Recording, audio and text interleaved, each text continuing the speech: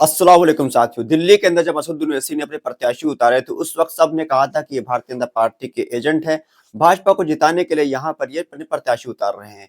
चुनाव का जब रिजल्ट आया तब भी अमानतुल्लाह खान ने कहा कि दिल्ली के अंदर जो भारतीय जनता पार्टी की सरकार बनी है, ये सिर्फ और सिर्फ असदुद्दीन ओवैसी की पार्टी की वजह से बनी, क्योंकि उन्होंने 2 सीटों पर चुनाव लड़कर 70 सीटों पर फायदा पहुंचा दिया भारतीय जनता पार्टी को।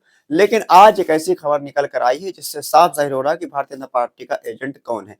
आम आदमी पार्टी के 3 पार्षद आज भारतीय जनता पार्टी में शामिल हो गए। इसके साथ-साथ दिल्ली के नगर निगम के अंदर भारतीय जनता पार्टी और आम आदमी पार्टी बराबर के में आ गई हैं और यहाँ पर जो इस वक्त आम आदमी पार्टी का एमसीडी के अंदर कब्जा है, ये हो सकता है कि हम जल्द से जल्द भारतीय जनता पार्टी अपना मेयर यहाँ पर बना ले। 250 सीटों वाली दिल्ली के एमसीडी में इस वक्त 115 सीटें आम आदमी पार्टी और 115 सीटें भारतीय जनता पार्टी के पास है। इसी तरह 9 सीटें कांग्रेस पार्टी के पास भी हैं। हालांकि इस तस्वीर ऐसी नहीं थी, क्योंकि यहाँ पर जब से भारतीय जनता पार्टी की सरकार बनी है, अभी तक शपथ ग्रहण भी नहीं हुआ, लेकिन यहाँ पर आम आदमी पार्टी के पार्षदों ने भारतीय जनता पार्टी में शामिल होना शुरू कर दिया। भारतीय जनता पार्टी में आज 3 पार्षद उनके शामिल हो गए। इसके साथ-साथ आम आदमी पार्टी और भारतीय जनता पार्टी बराबरी के अंदर आ गए हैं। इस वक्त दिल्ली के अंदर मेयर और डिप्टी मेयर दोनों आम आदमी पार्टी के हैं, लेकिन वो दिन दूर नहीं जब भारतीय जनता पार्टी अपना मेयर यहाँ पर बना लेगी। असदुद्दीन ओवैसी की पार्टी ने भी यहाँ पर अपने प्रत्याशी मेयर के चुनाव में उतारे थे, एमसीडी चुनाव में उतारे थे।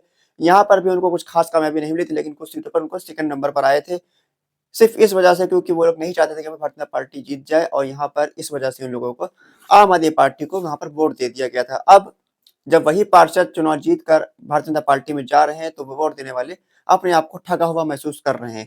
दिल्ली के विधानसभा चुनाव में भी ऐसा ही कांड हुआ था। जब असदुद्दीन ओवैसी की पार्टी जब चुनाव लड़ रही थी, तब 2 सीटों पर लड़ने वाली पार्टी को आप भाजपा का एजेंट, भाजपा की बी टीम कह रहे थे। लेकिन अब जब 22 सीटें जीतने वाली आम आदमी पार्टी के कुछ विधायक भारतीय जनता पार्टी के संपर्क में बताए जा रहे हैं और जल्द से जल्द भारतीय जनता पार्टी में वो शामिल भी हो सकते हैं। हालांकि इस चीज की भी पुष्टि नहीं हो रही, लेकिन काफी पुख्ता सबूत निकल कर आ रहे हैं, पुख्ता खबर निकल कर आ रही है कि आम आदमी पार्टी के कुछ विधायक भारतीय जनता पार्टी के संपर्क में है, वो भारतीय जनता पार्टी को ज्वाइन कर सकते हैं। अब अमानतुल्लाह खान या फिर बाकी लोग क्या आज भी असदुद्दीन ओवैसी को भाजपा का एजेंट, भाजपा की बी टीम कहेंगे, जबकि उनके पार्टी के पार्षद और विधायक भारतीय जनता पार्टी के संपर्क में हैं और भारतीय जनता पार्टी एमसीडी के अंदर भी अपना मेयर और डिप्टी मेयर बनाने की कोशिश कर रही है। उसका साथ देने वाले का नाम आम आदमी पार्टी के विधायक और पार्षद हैं।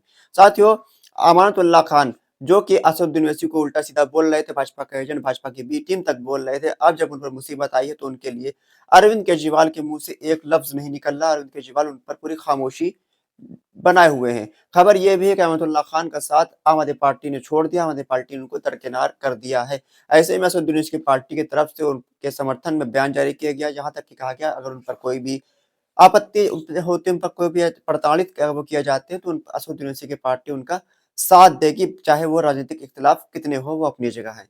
लेकिन अरविंद केजरीवाल जिनकी पार्टी से वो विधायक हैं, जिनकी पार्टी में वो 3 बार से लगातार जीत कर आ रहे हैं, वो अरविंद केजरीवाल या फिर उनके पार्टी के किसी बड़े नेता ने अब तक कोई भी बयान जारी नहीं किया है अमानतुल्लाह खान के समर्थन में। यहाँ तक कि उनकी पार्टी की तरफ से भी कोई भी बयान जारी नहीं किया गया है। लेकिन अमानतुल्लाह खान आँख बंद कर अरविंद केजरीवाल की दरी बिछा रहे हैं, अरविंद केजरीवाल को मुख्यमंत्री बनाने की कोशिश कर रहे थे। अब मुख्यमंत्री तो दूर की बात है, अरविंद केजरीवाल अब विधायक तक नहीं बन पाए अपनी सीट पर, क्योंकि उस सीट पर मुस्लिम वोट ज़्यादा नहीं था। अगर उस सीट में मुस्लिम वोट ज़्यादा होता तो अरविंद केजरीवाल भी यहाँ पर चुनाव जीतकर आ जाते। लेकिन लोगों को समझने वाले लोग समझ सकते हैं कि भाजपा को हराने का ठेका सिर्फ मुसलमानों ने ले रखा है। अगर जिस दिन भाजपा को हराने का ठेका मुसलमान लोग लोग लेना छोड़ देंगे, उस वक्त भारतीय जनता पार्टी चुनाव हारने लगेगी। साथियों, आपको क्या राय है? असदुद्दीन ओवैसी की पार्टी को जो भाजपा के एजेंट कहते थे, वो लोग आज खुद ज़हीर हो रहे हैं। इसमें आपका क्या कहना है? अपनी राय आपको कमेंट बॉक्स में ज़रूर दें। खुदा हाफिज़।